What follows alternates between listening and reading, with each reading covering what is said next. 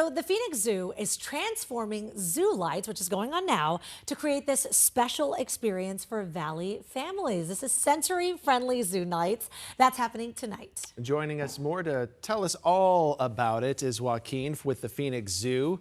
Welcome. Thanks for joining us this morning. Okay, so we have the ZooLight experience. How is this event different from that?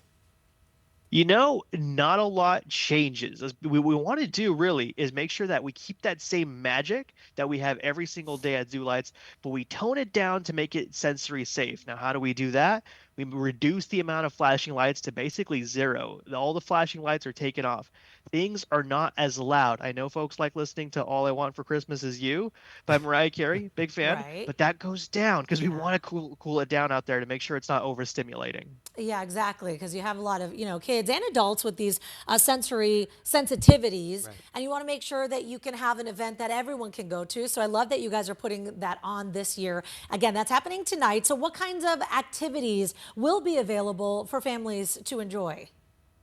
Well, we have our standard activities like the carousel with the music turned down. We have camel rides and, of course, s'mores, but there will be additional sensory stations throughout the park to kind of hit those sensory needs that folks might need. Things like touch and feel and sound. You can go ahead and do that at these different stations. And there's also dedicated quiet zones. So if even the reduced ZooLights experience is a bit much, you can also go to these quiet zones to calm down And so you guys have or settle down, should I say. sensory bags. Those are going to be available tonight. What's in the sensory bag? Sensory bags are going to have headphones, which is kind of the big part of it. That way you can feel a bit more safe and secure with those over your head, but they also have fidgets, weighted blankets, and a few other things to kind of help you feel more comfortable. And while we always kind of say like, hey, this is great for anybody in the family who might have autism, this is also a big hit with folks that might be experiencing post-traumatic stress because we reduce our crowd numbers to make sure it's not as crowded, there's less big noises. So it really reaches a wide audience. Yeah, I love that you do that because, Zoo Lights, we've been talking about something that we enjoy to do every Yeah. year. And there's always so many people out there. So getting to create this special event so that everyone feels included is so amazing. And like you mentioned, you try to limit how many people will be there. Are tickets still available?